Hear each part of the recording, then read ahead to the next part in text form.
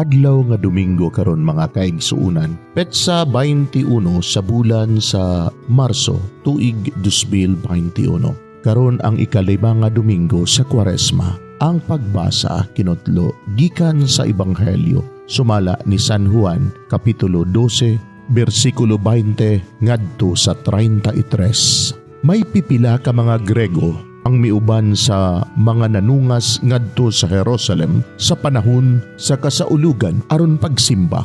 Miduol sila kang Felipe nga taga Betsaida sa Galilea ug miingon, "Sir, buot kaming makikita kang Jesus." Busa miadto si Felipe ug misugilon kang Andres ug silang duha nangadto kang Jesus ug ilang gipahibalo siya. Si Jesus mitubag kanila, "Ang takna miabot na nga ang anak sa tao pasidunggan pag-ayo. Sultihan ko kamo. Ang usa ka lugas sa trigo magpabilin nga usa ra gayud ka lugas, gawas kun kini ipuga sa yuta ug mamatay. Kun kini mamatay, mamunga kinig daghan. Ang magmahal sa iyang kaugalingong kinabuhi mawad-an hinuon niini, apan ang dili mahinugon sa iyang kinabuhi niining kalibutana magpatunhay niini alang sa kinabuhing dayon. Ang buot mag-alagad kanako, kinahanglan mosunod kanako, aron kun hain ako atua usab ang akong sulugoon.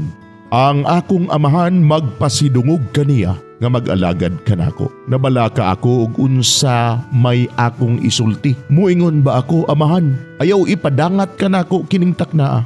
Dili, kay ang hinungdan sa akong pag-anhi mao ang pagdawat ni ining takna sa pag-antos. Amahan, pasidunggi ang imong ngalan. Unya may tingog gikan sa langit nga nagingon, "Gipasidunggan ko na kini og pasidunggan ko kini pag-usab." Ang mga tawo nga nagtindog didto nakadungog sa tingog ug miingon sila, "Midalugdog man." Ang uban miingon, "May anghel nga misulti kaniya." Apan si Jesus miingon kanila, "Kining tinguga gipadungog dili alang kanako kundi alang kaninyo. Karon mao ang panahon nga hukman ang kalibutan. Karon palagputon ang nagmando ni ining kalibutana. Ug kun iisa na ako gikan sa yuta, kabigon ko ang tanang tawo nga rikanako." Sa pagsulti niya niini, ang iyang gipasabot ang matang sa kamatayon nga modangat kaniya. Mga igsoon ang Ebanghelyo sa Ginoo, daygon ikaw o Kristo.